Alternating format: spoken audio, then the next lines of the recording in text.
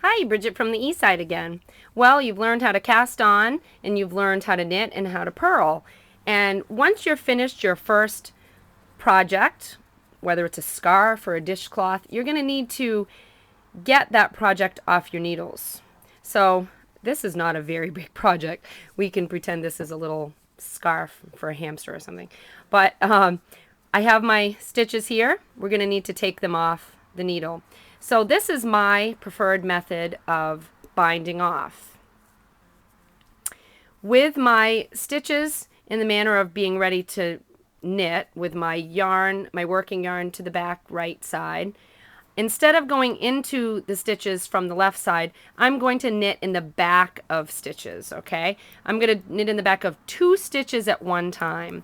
So instead of going into the front, I'm going to go off into the right of the stitch as if to purl, except I'm going to push the needle to the back and I'm knitting, not purling. So forming my X in the back of 2 stitches, I'm going to take my yarn around as if to knit here, and I'm going to pull the yarn through just like with knitting, except I'm going to drop 2 stitches off this time instead of 1. Now I have the loop on my left needle that I'm going to slip right back on my left needle.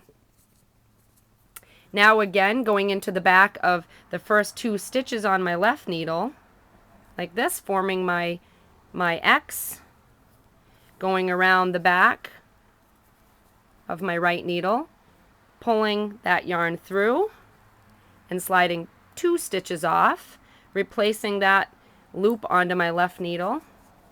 I'm going to continue going in through the back of 2 stitches, taking them off, replacing the loop to my left needle. So I'm going to do this until I have bound off all of my stitches. My next tutorial will teach you how to weave your ends in neatly in the back of your project, because no matter what, you're going to have ends that are going to be in need of weaving when you're finished.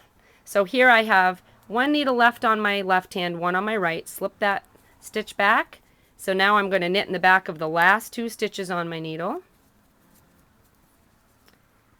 And now I have 1 stitch left. I'm going to draw that up a little here.